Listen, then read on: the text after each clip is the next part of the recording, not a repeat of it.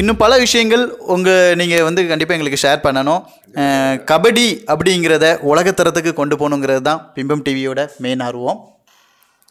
இல்லை, எனக்கும் உலகத்தரத்துக்கு கொண்டு போனோம். நம்ம கலைகள் வந்து நம்மளோட அழிஞ்சிடக்கூடாது அப்படிங்கிறது நான் கொஞ்சம் தெளிவாக இருக்கேன். நான் முன்னாடி அப்படி தான் நினைப்பேன். நம்ம எல்லாருமே அப்படி தான் நினைப்பாங்க, சீக்ரெட் டெக்னிக்கில் அப்படி வச்சுக்குவாங்க. பட் அப்படி சீக்ரெட் கிடையாது. நம்ம முன்னாடிலாம் களரி, சிலம்பம், வர்மம் இதெல்லாமே வந்து சீக்கிரட்டாக வச்சு மெயின்டைன் பண்ணிக்கிட்டு இருப்பாங்க. பட் அப்படி இப்போ முடியாது. காலம் மாறி போச்சு, அட்வான்ஸ் ஆகி போச்சு, கைக்குள்ளே எல்லாம் பார்க்க ஆரம்பிச்சிட்டாங்க. ஏன்னா அப்படி பண்ணதுனால அந்த இது அழிஞ்சு போயிடுச்சுன்னு அப்படி சொல்லணும். நிச்சயமாக அது அப்படி அழிஞ்சு போச்சாங்க. இப்போ கபடி மட்டும்தான் நம்ம அடுத்த எந்த வலிஞ்சு போன கலைகளில் கபடி மட்டும்தான் அடுத்த லெவலுக்கு போகிறதுக்கான ஆப்பர்ச்சுனிட்டிஸ் இருக்குது. ஏன்னா கவர்மெண்ட் வேலை 3% கொடுத்துருக்காப்புல. தமிழ்நாட்டில் இப்போ உள்ள அரசாங்கம் வந்து நமக்கு 3% கொடுத்துருக்க வேலை வாய்ப்பு கொடுத்துருக்காப்புல. அப்போது எல்லா யூனிவர்சிட்டி வாங்கின பிளேயரும், டிஸ்ட்ரிக்ட் வாங்கின பிளேயரும் அடுத்த அப்பாயின்மெண்ட் போகிறதுக்கு ரெடி ஆகிட்டாங்க. இது போக கபடி வந்து ப்ரோ கபடி ஒரு செல்வம் கொளிக்கிற ஒரு விளையாட்டாக வேறு மாறி இருக்குது. அதனால் அவங்க வந்து அடுத்த லெவலுக்கான கண்டிப்பாக கடந்துடலாம். இதை நம்ம கிராமமாக கொண்டு போகணுங்கிறது என்னுடைய மேலான ஆசை. வந்து எனக்கு நிறைய பிளேயர்ஸ் இருக்காங்க, இந்தியாவிலே நிறைய பிளேயர்ஸ் இருக்காங்க. அவங்கெல்லாம் இந்த கிராமமாக இதை கொண்டு போய் வளர்த்துக்கணும். அப்படி முடியாத பட்சத்தில் நான் யூடியூப் வச்சுருக்கேன், அது விளையாட்டும் உள்ளே போக ஆரம்பிச்சிருவாங்க. நான் ஆரம்பிச்சிட்டேன், இது போடலாம்னு நினச்சிருக்கேன். அதை ஃபஸ்ட் இன்ட்ரி தான் உங்களுக்கு விடாது. கண்டிப்பாக அதோட பயணம் பண்ணலான்னு இருக்கேன். கண்டிப்பாக. இப்போது நம்ம ரவி அண்ணா வந்து அவங்களுக்குன்னு ஒரு பர்சனலாக யூடியூப் சேனல் வந்து ஸ்டார்ட் பண்ண போகிறாங்க. ஸோ அவங்களுக்கும் நம்ம பிம்பம் டிவி நிறைய ஹெல்ப் பண்ணுறதுக்கு இருக்கும். அது மட்டும் இல்லை, நம்ம பிம்பம் டிவிலையும் அவங்களோட வீடியோஸ் இன்னும் நிறைய விஷயங்கள் ஷேர் பண்ணுறேன்னு சொல்லியிருக்காங்க. இன்னும் நிறையா இவங்களை பற்றியான வீடியோஸ் நம்ம சேனலில் மட்டும்தான் வருங்கிறத நான் தெளிவாக சொல்ல முடியும். அது மட்டும் இல்லை, அவங்களோட சேனலில் பல ஸ்கில்ஸ் அப்படிங்கிறது என்ன அப்படிங்கிறது அவங்ககிட்டே கேட்போம். ஸ்கில்ஸ் அப்படின்னா வந்து அந்த விளையாட்டினுடைய முறைகள், ஒரு டெக்னிக்கல் இருக்குன்னா ஒரு ஆங்கிள் போடுறது, ஆங்கிள் ரிலீஸ் பண்ணுறது, டோ டச்சு, ஹேண்ட் டச்சு, இப்படி எங்களோட ஒவ்வொரு தனித்தனி டெக்னிக்கல் இருக்குது. அப்புறம் வந்து ரிலீஸ் வந்து டிஃபென்ஸ் அடி டெக்னிக். இப்படி ஒவ்வொரு டெக்னிக்கலையும் ஒவ்வொரு விதமாக நம்ம ஒவ்வொரு கண்ணோட்டத்தில் பார்ப்போம். நான் ஒரு கண்ணோட்டத்தில் பார்ப்பேன், இன்னொரு ஆள் கண்ணோட்டத்தில் பார்ப்பேன். இப்போ என்னுடைய கண்ணோட்டம் வந்து டிஃப்ரெண்ட்டாக இருக்கும். அந்த டிஃப்ரெண்ட்டாக நான் வந்து என்னுடைய சேனல் விளையாட்டு சொல்கிறேன். ஸ்கில்ஸ்னால் அதான் ஒரு டோ டச்சு, ஒரு போனஸ் போடுறது, இதை வந்து தனித்தனியாக பண்ணி மக்களுக்கு கொடுக்குறது, அதுதான் ஸ்கில். அந்த ஸ்கில், அந்த டெக்னிக்கல் ஸ்கில் கவர்மெண்ட். அதில் எத்தனை ஸ்கில்ஸ் இருக்கும் நம்ம சொல்ல போனால்? இல்லை, நிறைய. இப்போ அவன்ஸ்லன்னா hand touch, toe touch, back toe, kick, இந்த மாதிரி டேன் பண்ணி தொடுறதுன்னு அவன்ஸ்லேயே நிறைய இருக்குது. டிஃபென்ஸில் தலை வச்சு அடிக்கிறது, ஷோல்டர் போட்டு அடிக்கிறது, டைவ் விடுறது, ஆங்கிள் பிடிக்கிறதுன்னு சொல்லிட்டு இருக்குது. ஸோ அப்போ இண்டிவிஜுவல் ஸ்கில்லாக நீங்கள் வந்து உங்களோட சேனலில் போட போகிறீங்க. கண்டிப்பாக அது வந்து எல்லாருமே பார்த்து பயன்பெறணும்னு நானும் கேட்டுக்கிறோம். அந்த மாதிரி தான் போடணும்னு நினைக்கிறேன். இண்டிவிஜுவல் ஸ்கில் ஒவ்வொரு ஸ்கில்ல ஒரு நாள் ஒரு வாரம் ஒரு ஸ்கில்லாட்டு போடலாம்னு நினச்சிக்கிட்டு இருக்கேன் மனசுக்குள்ளே. எல்லாத்துக்கும் மேலே நாம் நினைக்கிறதோடு நடக்கிறதோட இருக்கலாம் இல்லையா. நிறைய வருஷமாக இதை ட்ரை பண்ணுறேன். இந்த மாதிரி இப்போ நடிச்சிட்டு நடக்கலை எதுவுமே. இப்போ கடைசியாக நீங்கள் அலுமினியம் மீட்டிங் அங்கே பலவளைக்கு வரும்போது தான் எனக்கு இன்னும் சரி பண்ணி இதுக்கு மேலே காலம் கடந்து போச்சு, நம்ம இன்னும் எத்தனை நாள் நம்ம ட்ராவல் பண்ண போகிறோம்னு தெரியாது, நம்ம இருக்கிற காலத்துக்கு உள்ளாலே இந்த மாதிரி ஒரு பதிவை பண்ணிட்டு போயிடும் அப்படின்னு நினச்சிட்டு தான் பண்ணுறேன். நாளைக்கு நம்ம கையில் கிடையாது இல்லை, அதனால இதான் பண்ணிட்டு இருக்கேன். கண்டிப்பாக. இப்போ அவங்கவுங்க கலைகளை வந்து அவங்களுக்குள்ளேயே வச்சுக்கிட்டு அவங்க வாழையாக அவங்க அப்பா இருக்காங்கன்னா அவங்க பையனுக்கு சொல்லி கொடுத்தாங்க, அவங்க பையனுக்கு சொல்லி கொடுத்தாங்க. இப்படி இருந்ததுனால ஒரு குடும்பத்து சார்பாக தான் இருந்தது. இன்றைக்கி இவங்க கபடியை எனக்கு மட்டும் கிடையாது, என் ஊருக்காரங்களுக்கு மட்டும் கிடையாது, உலகத்துக்கே என் ஸ்கில்ஸ் டெவலப் பண்ணணும் அப்படிங்கிறதுனால நம்ம யூடியூப் சேனல்லையுமே அவங்க ஹெல்ப் பண்ணுறதா இருக்காங்க.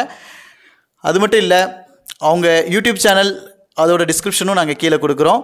தொடர்ந்து கபடி பிளேயராக இருந்தீங்கன்னா அவங்க சேனலை கண்டிப்பாக சப்ஸ்கிரைப் பண்ணுங்கள். உங்களுக்கு பல விஷயங்கள் அதில் இருக்கும் அப்படிங்கிறத கண்டிப்பாக நாங்களும் சொல்கிறோம். இன்றைக்கி யங்ஸ்டர்ஸ் பார்த்திங்க அப்படின்னா cricket, volleyball, badminton, shuttle cock அந்த மாதிரி தான் போகிறாங்க. ஏன் கபடியை வந்து அதிகமாக தேர்ந்தெடுக்க மாட்டேங்காங்க அப்படிங்கிறது எனக்கு கொஞ்சம் சொல்லுங்கள். இல்லை, நீங்கள் வந்து இப்போ விளையாடெல்லாம் சொல்லிட்டீங்க, கிரிக்கெட்டு, கபடி அதெல்லாம் ஸ்போர்ட்ஸ் தான், ஆக்டிவிட்டீஸ் தான். ஒன்றுமே இல்லாமல் இப்போ எல்லா பசங்களும் செல்ல வச்சுக்கிட்டு இருக்கான். அதான் முக்கியமாக நான் நினைக்கிறது. இதுக்கு போனால் கூட பரவாயில்ல, அந்த வீரம் வந்து அப்படியே கீழே போயிடுச்சுன்னா அது காரணங்கள் வந்து நம்மளுடைய சூழல்கள் மாறினதான் காரணம். நீங்கள் அந்த காலத்துலலாம் பார்த்தீங்கன்னா ராஜபாளையம் சைட்லலாம் பார்த்தீங்கன்னா ஒரு நாயை எடுத்துகிட்டு வேட்டைக்கு போவாங்க, பார்த்துருப்பீங்களா? முயல் பிடிச்சி அந்த முயலில் வந்து யாருக்கு நாய் பிடிக்கிறதுங்கிறதே ஒரு போட்டி இருக்கும். வீரம் வந்து அதான் வீரம். பழைய காலத்தில் போர் நடக்கும், அதில் வந்து போர் நடக்கிறதுல வந்து ரெஸ்ட் எடுக்கிற டைமில் இந்த மாதிரி தான் பண்ணுவாங்க. அந்த போரினுடைய வீரம் மடியாமல் இருக்கிறதுக்காக இந்த மாதிரி ஆக்டிவிட்டிஸ் இருப்பாங்க. கபடி வைக்கிறது, குஸ்தி வைக்கிறது, அந்த கிராமம் கல்லை தூக்கி போடுறது, இந்த மாதிரி நம்ம சிலம்பம் அப்படின்ட்டு ஒரு வீரம் சம்மந்தமாகவே நம்ம இளைஞர்கள்ட்ட இருந்துக்கிட்டே இருக்கோம். இன்றைக்கி வீரம் எங்கே இருக்குதுன்னு பார்த்தீங்கன்னா செல்லில் இருக்குது. பார்த்தீங்களா? நீங்கள் இப்போ நீங்களே பார்த்துருப்பீங்க. நான் அதனால தான் நான் யூடியூப் வழியாக போகிறேன். இந்த வீரம் இன்னும் நமக்கு குறைஞ்சிடக்கூடாது. வீரங்கிறது ஆண்களுடைய ஒரு மிகப்பெரிய பண்பு. அந்த வீரம் தான் எல்லாத்துக்குமே அடிப்படையே வீரம் தான். புரிஞ்சுக்கணும். எந்த ஒரு வீரம் தான் ஒரு ஆன்மீகத்தை கடைபிடிக்க முடியும். ஒரு வீரம் தான் அகிம்சையை கடக்க முடியும். அகிம்சைங்கிறது கொலை கடைபிடிக்கிறதுக்கு பேர் அகிம்சை இல்லை.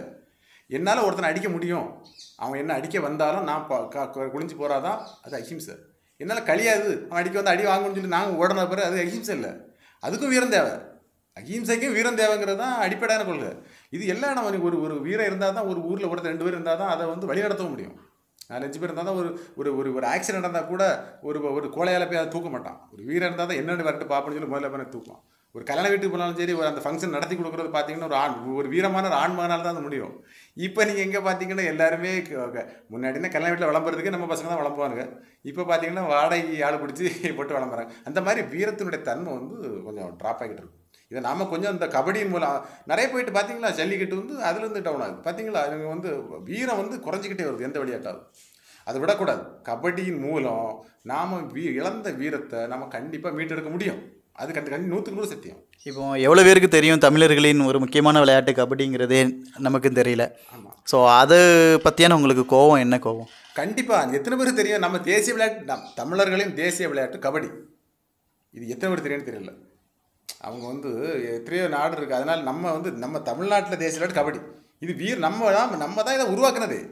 நம்ம தான் இந்த கபடியை உருவாக்கியிருக்கோம். ஆனால் நம்ம பார்த்தீங்கன்னா 80-90 நம்ம தான் கபடி நேஷனல் சாம்பியன். இன்னும் 20 வருஷம் ஆகிட்டீங்க. நான் அது உங்கள் சேனல் யாருமே சொன்னேன். பாருங்கள் எங்கே போயிட்டது. காரணம் என்ன? கிராமத்தை விட்டுட்டோம். இனி எல்லாரும் நம்ம ட்ரை பண்ணி பழைய பிளேயர் எங்கள் கூட விளையாடணும். அருமையான பிளேயர் இருக்காங்க. என் கூட விளையாடணும்லாம் அற்புதம். மனோகரன் ஒரு நல்ல அற்புதமான பிளேயர் இருந்தார். அவரெல்லாம் எங்கே ரைடு போனாலும் பார்க்க தேடி போவாங்க. எப்படி அவர் மாட்டுவாரன்னு பார்க்குறது. ராஜரத்னம் கன்னியாகுமரி மாவட்டத்தில் அர்ஜுனோட வாங்கின பிளேயர். எப்படிப்பட்ட பிளேயர் அவரெல்லாம் வந்து கிடையவே செய்யாது. சுப்பிரமணியன் மலைமேட்டில் இருந்தார். என்ன அருமையான பிளேயர் தெரியுமா? அவரெல்லாம் இங்கே நம்ம இழந்திருக்கோம். ராமமூர்த்தின்னு ஒரு மதுரையில் இருந்தார். என்னுடைய ஆசானாவும் எனக்கு குருவாக இருந்தவர். உட்காந்தே ஆடுவார். எப்போ நேஷனல்ஸ் ஆரம்பித்தாங்களோ first man of the match நேஷனல்ஸில் வாங்கினது ராமமூர்த்தி. அப்படி பெரிய பெரிய பிளேயர்கள் நம்ம இருந்த மண்ணில் இப்போ அது அப்படி கீழே போயிட்டு. இப்போ நம்ம போய் அவங்க வருவாங்கன்னு நம்ம பார்க்கக்கூடாது. எல்லா இளைஞர்களும் போய் அவங்களெல்லாம் வாங்க, அவங்கள அனுபவத்தை தாருங்கன்னு சொல்லி அவங்கள எல்லாரும் இன்வைட் பண்ணும்போது பட்சத்தில் அவங்களும் கண்டிப்பாக அவங்கக்கிட்ட தூங்கிட்டு இருக்குது. ஏதோ ஒரு விஷயத்தில் கோபத்தில் இருப்பாங்க. அவங்கள கூட்டிகிட்டு வந்து விளையாட வச்சாச்சுன்னா நம்ம கண்டிப்பாக இதே மாதிரி இழந்த வீரத்தை மீட்ட முடியும். தமிழர்கள் வீரம் இந்தியா முழுக்க போகும். இந்தியா முழுக்க உலகம் முழுக்க போகிறதுக்கான வாய்ப்புகள் உண்டு கபடியின் மூலமாக. கண்டிப்பாக நம்ம இழந்த கபடியின் ஒரு வீரத்தை கண்டிப்பாக நம்ம மீட்டு எடுக்கணும் அப்படிங்கிறது தான் எங்களோட முழுக்க ஆசை. இன்னும் பல கோவத்தில் இருக்காங்க அப்படின்னு நீங்கள் சொல்கிறீங்க. அவங்களையும் இந்த இளைஞர்கள் கண்டிப்பாக அவங்கள தட்டி கூட்டிகிட்டு வருவாங்க. இளைஞர்கள் ரெடி அப்படின்னா அவங்க வர்றதுக்கு ரெடி அப்படிங்கிறத நீங்கள் சொல்கிறீங்க. அவங்களும் ஏதாவது ஒரு தாக்கத்தில் இருப்பாங்க. ஏதோ ஒரு அசோசியேஷன் பிரச்சனையில் இருப்பாங்க. சமுதாயம் நம்மளை மதிச்சிருக்காதுன்னு இருப்பாங்க. அப்படிலாம் சமுதாயத்துக்கு மேலே கொஞ்சம் வருத்தத்தில் இருப்பாங்க. உங்களுக்கு வயசாகும்போது நினைப்பாங்க, எப்படி இது பண்ண முடியல நாம அப்படின்னு அந்த ஃபீல்டில் இருப்பாங்க. பட் வருது கொஞ்சம் கூசிக்கிட்டு எடுத்துகிட்டு இருப்பாங்க. பட் அவங்கள கூப்பிட்டா வந்து ஒரு இடம் போக மாட்டாங்க. ஏன்னா அவங்க வீரம் அவங்க உயிரில் இருக்குது. நான் பார்த்துருக்கேன்ல அப்படி பிளேயர். அந்த பிளேயர் வந்து இந்தியாவிலே இப்போ கிடையாது. அந்த மாதிரி ஒரு இந்தியாவில் லெவலில் இல்லாத பிளேயர் தமிழ்நாட்டில் இருந்திருக்காங்க. அவர் 80s 90s கிராமமாக கபடி மேட்ச் நடக்கும் நாங்கள் விளையாடும் போது. இப்போ அதெல்லாம் கொஞ்சம் கம்மியாயிடுச்சு. அதனால பரவாயில்லை. ஆனால் பட் அந்த வீரத்தோடு இல்லை சொன்னால் அதுக்கு காரணம் என்னென்னா நம்ம அந்த வீரத்தினோட தன்மையை கொஞ்சம் குறைச்சிட்டு இருக்கோம். ஒரு மேன்ட்ட இருக்கக்கூடிய ஆண்மை தன்மை வந்து ஆட்டோமேட்டிக்காக குறைஞ்சிட்டு வருது. அது ஃபுட்டுனால வருதா எதுனால வருதுன்னு எனக்கு தெரியல. பட் அது கம்மியாகிட்டு வருது.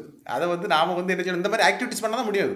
ஒரு மீன் பிடிக்க போகிறது, ஒரு புறா வேட்டைக்கு போகிறது, ஒரு ஏதாவது ஒன்று பண்ணும்போது நம்ம அந்த பாடியில் உள்ள அந்த ஒரு ஸ்பிரிட் வந்துக்கிட்டு இருக்கும். இல்லைன்னா அது சமுதாயத்தில் ஒரு மோசமான ஒரு செயலை நோக்கி அதை பயன்படுத்தும். இப்போ லேடிஸ் வச்சு பிரச்சனைலாம் வருது இல்லை, இதுக்கெல்லாம் காரணம் இவனுக்கு ஒரு வீரனுக்கு ஒரு எக்ஸ்போஸ் வேணும். எக்ஸ்போஸே இல்லைல்ல. ஒரு இயல்பு, ஒரு வேட்டையாடுறது ஒரு இயல்பு, ஆணுக்கு இயல்பு. இப்போ பார்த்தீங்கன்னா நான் ஒரு நாள் வீட்டுகிட்ட போகிறேன். ஒரு நல்ல பையன், ஒரு 10 வயசு பையன், அவன் கோலம் போட்டுக்கிட்டு இருக்கான். அவங்க அம்மா வந்து கோலம் போட்டு ட்ரைனிங் கொடுத்துட்ருக்காங்க. பாருங்கள், பெண் வந்து அவனுக்கு வீரத்தை வந்து கீழே நோக்கி கொண்டு போகிறாங்க. ஏன்னா அவங்களுக்கு ஈஸி. ஆண் வீரமாயிட்டானா ஏதாவது தப்பு இப்போ வீரனானே தண்ணி அடிப்பான், அப்படி போகிறான் அங்கே போகிறான்னு நினைக்கிறாங்க. பையன் நல்ல பையனை வளர்க்கணும்னு நினைக்கல. பட் அவங்க அப்படி செய்கிற கரெக்டு தான். கோலம் போட சொல்லிக் கொடுத்து நீட்டாக பண்ணுறாங்க. பட் எது சொல்லிக் கொடுக்கணும் அவனுக்கு? வீரத்தினுடைய விளைவு அவனுக்கு. எந்த பழைய காலத்தில் நீங்கள் சொல்லி பார்த்துருப்பீங்களா, போருக்கு போன்னு சொல்லி நம்ம எத்தனை கதையை படிச்சிருப்போம். இன்னைக்கு யார் அப்படி சொல்கிறா? கண்டிப்பாக அந்த கதைகள் கூட இந்த இன்னைக்கு வர்ற குழந்தைங்களுக்கு தெரியுமாங்கிறது எனக்கு தெரியல. அதான் உண்மை, சொல்லிக் கொடுக்க மாட்டாங்க. ஏன்னா சொல்லிக் கொடுத்தா தப்புன்னு பண்ணிடுவோம். என் மகன் ஒரு பையனை வச்சுருப்பாங்க. அன்னைக்கு அப்படி இல்லை. ஒரு ஊரில் 5 பசங்க 6 பசங்க இருப்பாங்க. ஒரு வீட்டில் ஒரு வீரன் இருப்பான், ஒரு படிக்கிறவன் இருப்பான், ஒரு விவசாயி இருப்பான், ஒரு செல்வத்துக்கு ஒரு பயணம் பண்ணுறோமா, எல்லாமே ஒரு கலவையாக ஒரு வீட்டில் இருக்கும். இன்னைக்கு இருக்கிறது ஒரே குழந்தை. அந்த ஒரு குழந்தைய அவங்க எப்படி வளர்க்கணும்னு நினைப்பாங்க? கண்டிப்பாக ஏதாவது தப்பு பண்ணிடக்கூடாதுன்னு நினைக்கிறத வளர்க்கணும். அவங்கள சொல்லி தப்பு இல்லை. பட் ஆனால் அந்த பிள்ளைக்கும் வீரம் தெரியணும், இந்த சமுதாயத்தில் எப்படி நடக்கணுங்கிறது அவனுக்கு தெரியணுங்கிறது என்னுடைய தாழ்மையான ஒரு எண்ணம் தான் அது. இப்போ யங்ஸ்டர்ஸ் வந்து கபடி மேலே ஆர்வம் கம்மி அப்படிங்கிறத இவங்க சொல்கிறாங்க. அது மட்டும் இல்லை, முன்னாள் பிளேயர்ஸ் நிறைய பேர் வந்து நம்ம சமுதாயத்து மேலேயும் இப்போ இருக்கிற யங்ஸ்டர்ஸ் மேலேயும் கோவத்தில் இருக்காங்கங்கிறது தான் இவங்க பேசுகிறது மூலமாக எனக்கு தெரியுது. இன்றைக்கி நம்ம வந்து வெறும் மொபைல் மட்டும்தான் வாழ்க்கை அப்படின்னு நினச்சிட்டு இருக்கோம். அது கண்டிப்பாக கிடையாதுங்க. நம்ம தமிழர் அப்படின்னு நம்ம வந்து மார்த்தட்டிகிட்டு இருக்கோம்.